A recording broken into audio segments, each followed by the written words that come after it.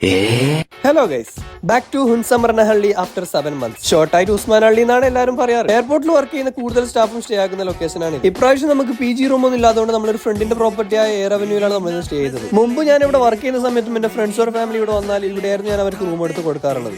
അപ്പോൾ ഇതാണ് ഇപ്രാവശ്യം നമ്മളെടുത്ത റൂം. അപ്പോൾ നിങ്ങൾ എയർപോർട്ടിൽ വർക്ക് ചെയ്യുന്നവരാണെങ്കിൽ നിങ്ങളെ കാണാനായിട്ട് ഫ്രണ്ട്സ് ഓർ ഫാമിലി വരുമ്പോൾ റൂം നോക്കുന്നുണ്ടെങ്കിൽ ഇവരെ കോൺടാക്ട് ചെയ്തോ. അഫോർഡബിൾ പ്രൈസിൽ നല്ല ബെസ്റ്റ് റൂം ഇവർ അറേഞ്ച് ചെയ്തു. അങ്ങനെ റൂമിൽ ഫ്രഷ് ആയതിനു ശേഷം നേരെ പോയി സിയാനെയും ഷവാഫിനെയും റക്കീബിനും ഒക്കെ കണ്ടു. കുറെ നാൾക്ക് ശേഷം അവരെ കണ്ടപ്പോൾ ഭയങ്കര ഹാപ്പിയായി. ബാംഗ്ലൂർ വന്നിട്ട് എയർപോർട്ടിൽ പോകാണ്ട് എങ്ങനെയാ റിട്ടേൺ പോകുന്നത്? അങ്ങനെ ജിബിന്റെ വീക്ക് ഓഫ് ആയതുകൊണ്ട് അവനെയും വിളിച്ച് എയർപോർട്ടിൽ പോയിട്ട് വരാന്ന് പറഞ്ഞു. ഞാൻ ബാംഗ്ലൂരിൽ വരുന്ന കാര്യം അവനോട് നേരത്തെ പറഞ്ഞായിരുന്നു. പിന്നെ എന്റെ ഫ്രണ്ട്സിനും ബാംഗ്ലൂർ എയർപോർട്ടും ഞാൻ വർക്ക് ചെയ്ത സ്ഥലമൊക്കെ കാണണമെന്നും ഉണ്ടായിരുന്നു. അങ്ങനെ അവരെയും കൂട്ടി നേരെ വിട്ട് എയർപോർട്ടിലേക്ക്. അപ്പോൾ ഇതാണ് എയർപോർട്ട് ടെർമിനൽ 1. പക്ഷെ നമ്മൾ പോയത് ഞാൻ ലാസ്റ്റ് വർക്ക് ചെയ്തുകൊണ്ടിരുന്ന ടെർമിനൽ 2ലോട്ടാണ്. കാരണം അവിടെയാണ് എനിക്കറിയാവുന്ന കൂടുതൽ ഫ്രണ്ട്സ് വർക്ക് ചെയ്യുന്നുള്ളത്. മാസങ്ങൾക്ക് ശേഷം നമ്മൾ വർക്ക് ചെയ്ത സ്ഥലത്തൊക്കെ തിരിച്ചു വരുമ്പോഴുള്ള ഫീൽ അത് വേറെ തന്നെയാണ്. എല്ലാവരും എന്തായാലും ഡ്യൂട്ടിയിൽ ബിസി ആയിരിക്കും വിചാരിച്ച് ഞാൻ വരുന്ന കാര്യം ആരോടും പറഞ്ഞിട്ടുണ്ടായിരുന്നില്ല. അങ്ങനെ അൺഎക്സ്പെക്ടഡ് ആയിട്ടാണ് ഓരോ ആൾക്കാരെയും കാണാൻ കഴിഞ്ഞത്. അമരനും അഞ്ചനേക്കും ബ്രേക്ക് ടൈം ആയതുകൊണ്ട് അവർ ചാവടിക്കാൻ വന്നിട്ടുണ്ടായിരുന്നു. അങ്ങനെ പ്രതീക്ഷിക്കാതെ അവിടുന്ന് അവരെ കാണാൻ പറ്റി. നൈറ്റ് ഷിഫ്റ്റ് ആയതുകൊണ്ട് ആരൊക്കെ ഡ്യൂട്ടിയിൽ ഉണ്ടാവും ആരൊക്കെ ഡ്യൂട്ടിയിൽ ഉണ്ടാവില്ല എന്ന് പറയാൻ പറ്റില്ല. അങ്ങനെ അവരൊന്നിച്ചൊരു ചായയൊക്കെ കുടിച്ച് അവരെ ബ്രേക്ക് ടൈം കഴിഞ്ഞപ്പോൾ അവർ പോയി. കുറച്ച് കഴിഞ്ഞപ്പോൾ ഇവരും ചായ കുടിക്കാനായിട്ട് പുറത്ത് വന്നതുകൊണ്ട് ഇവരെയും കാണാൻ പറ്റി. ഷിഫ്റ്റിൽ അറിയാവുന്ന കുറെ ആൾക്കാരുണ്ട്, പക്ഷെ എല്ലാവരും ബിസി ആണെന്നാണ് അവർ പറഞ്ഞത്. പക്ഷെ ജിബിൻ ചൂണയെ വിളിച്ച് സർപ്രൈസ് ചെയ്യാന്ന് പറഞ്ഞു. വിളിച്ചപ്പോൾ തന്നെ ഞാൻ വന്ന കാര്യം അവൾ അറിഞ്ഞു. ഫ്രീ ആയതുകൊണ്ട് പെട്ടെന്ന് തന്നെ കാണാനും വന്നു. സ്വീറ്റയും കൂടി വിളിച്ച് അവളെയും കൂടി കണ്ടു. അപ്പോൾ കാണുമെന്ന് വിചാരിച്ചതിൽ കുറച്ചുപേരൊക്കെ കാണാനും സംസാരിക്കാനും പറ്റി. അങ്ങനെ ഞാനും ഹാപ്പിയായി അവരും ഹാപ്പിയായി. അപ്പോൾ അത്രേ ഉള്ളൂ ഗൈസ്. Okay, by.